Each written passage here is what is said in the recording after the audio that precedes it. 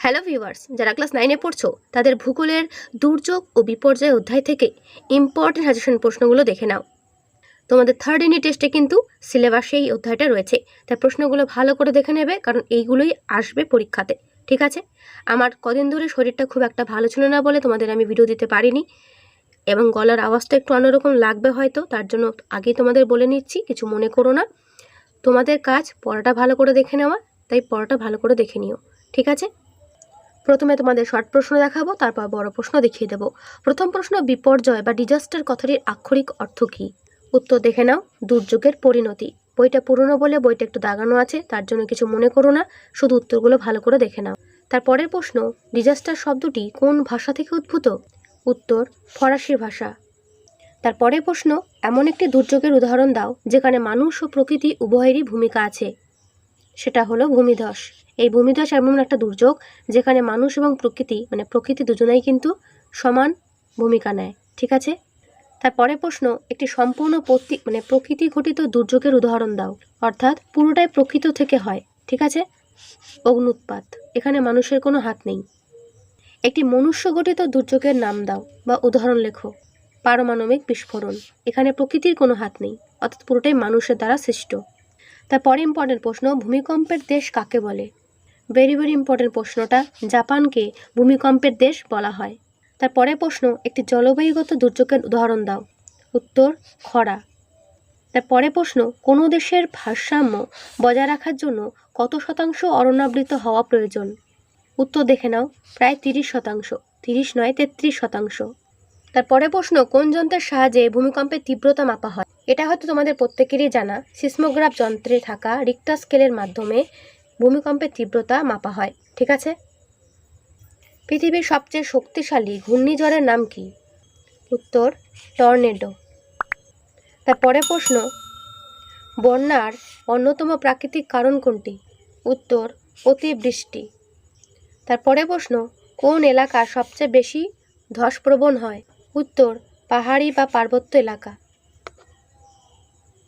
তারপরে প্রশ্ন, ফাইলিন বা পিলিন কি? দেখে নাও, 2013 সালের 10ই অক্টোবর উড়িষ্যার গোপালপুর উপকূলে আছড়ে পড়া বিধ্বংসী ঘূর্ণিঝড়কে ফাইলিন বা পিলিন বলা হয়। তারপরে প্রশ্ন, জলবায়ুগত বিপর্যয়ের পূর্বাভাস কিসের মাধ্যমে দেওয়া হয়? যে পূর্বাভাসগুলো দেওয়া হয় না জলবায়ুগত বিপর্যয়ের জন্য, সেগুলো কিসের মাধ্যমে দেওয়া হয়? উত্তর উপগ্রহের সাহায্যে। তারপরে প্রশ্ন, ইউনেস্কো কোন খ্রিস্টাব্দ থেকে প্রথম বিশ্বের বিপর্যয় সম্পর্কে তালিকা বানানো শুরু করে? উত্তর 1966 সালে। সুনামি শব্দের অর্থ কী? Very important. বন্দর ধ্বংসকারী ঢেউ বা তরঙ্গ হচ্ছে সুনামি। পৃথিবীতে সুনামি সতর্কতা পদ্ধতিটির নাম লেখো। দেখে নাও, deep ocean assessment and reporting of tsunami বা ডার্ট। ঠিক আছে? তারপরে প্রশ্ন, বিশ্ব উষ্ণায়ন কী প্রকার দুর্যোগ? উত্তর দেখে নাও, মনুষ্য সৃষ্ট দুর্যোগ। তারপরে প্রশ্ন, টাইফুন ঘূর্ণিঝড় কোথায় দেখা যায়? উত্তর দেখে নাও, চীন সাগরে। তারপরে প্রশ্ন, পৃথিবীর মোট ভৌগোলিক অঞ্চলের কত শতাংশ বন্যপ্রবণ? উত্তর 14%, অর্থাৎ ভারতের প্রায় 12.5%। ভারতের একটি ভূমিকম্পপ্রবণ অঞ্চল বা ইকোসেনসিটিভ জোন নির্দেশ করো। উত্তর হিমালয় পার্বত্য অঞ্চল। এরপরে প্রশ্ন, 2009 সালে পশ্চিমবঙ্গের প্রবল বিধ্বংসী ঝড়ের নাম কি? ভেরি ইম্পর্টেন্ট কিন্তু প্রশ্নগুলো, শর্ট কোশ্চেনগুলো একটাও কিন্তু বাদ দেওয়ার মতো নয়, তাই প্রত্যেকটা প্রশ্ন কিন্তু ভালো করে রেডি করবে। 2009 সালে পশ্চিমবঙ্গের যে বিধ্বংসী ঘূর্ণিঝড়, তার নাম কি ছিল? উত্তর আয়লা। তারপরে প্রশ্ন, কোন উপকূলে ফাইলিন আছড়ে পড়ে? উড়িষ্যা উপকূলে এই ফাইলিন আছড়ে পড়েছিল। তারপরে প্রশ্ন, পশ্চিমবঙ্গের একটি খরাপ্রবণ জেলার নাম করো, অর্থাৎ যেখানে খুব খরা থাকে, বৃষ্টির পরিমাণ খুব কমই থাকে। উত্তর পুরুলিয়া জেলা। ভারতে কেন্দ্রীয় বন্যা নিয়ন্ত্রণ পরিষদ কত সালে গঠিত হয়? উত্তর 1954 সালে। তারপরে প্রশ্ন, সিবিএম ও জিবিএম এর পুরো নাম কি? দেখে নাও, সিবিএম এর পুরো নাম কমিউনিটি বেসড মিটিগেশন, আর জিবিএম এর পুরো নাম গভর্নমেন্ট বেসড মিটিগেশন। ওকে। ইডব্লিউএস এর পুরো নাম কি? Early warning system. তারপরে প্রশ্ন, বিপর্যয় মোকাবিলার ক্ষেত্রে প্রত্যাশিত ক্ষয়ক্ষতির পরিমাণকে কি বলে? উত্তর ঝুঁকি। বিপর্যয় লঘুকরণ দিবস কোন দিনটিকে বলা হয়? উত্তর 10ই অক্টোবর। তারপরে প্রশ্ন, ভোপাল গ্যাস দুর্ঘটনা কবে হয়েছিল? উত্তর 1984 সালের 3 ডিসেম্বর। কাকে দ্য হোম অফ ব্লিজার্ড বলা হয়? কাকে? আন্টার্কটিকাকে দ্য হোম অফ ব্লিজার্ড বলা হয়, মনে রাখবে।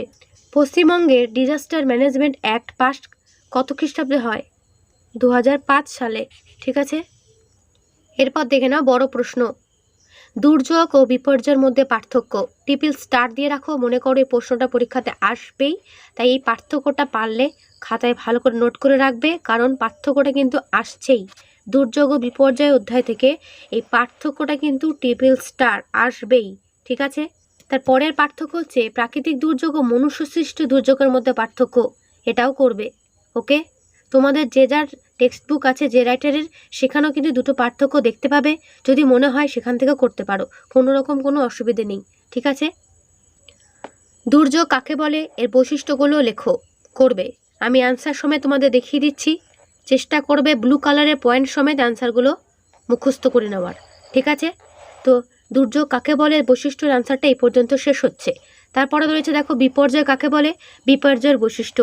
এই দুটো কোশ্চেনই কিন্তু খুব ভালো করে করবে। যাদের অন্য কোনো রাইটারের বই আছে তারা সেখান থেকে করতে পারো, যাদের নেই তারা কিন্তু আমার এই ভিডিওটা পজ করে নিয়ে অ্যান্সারটা দেখে নিতে পারো, যেটা তোমাদের সুবিধা হয়। বন্যা কি? বন্যা সৃষ্টির কারণগুলো আলোচনা করো, ভেরি ভেরি ইম্পর্টেন্ট।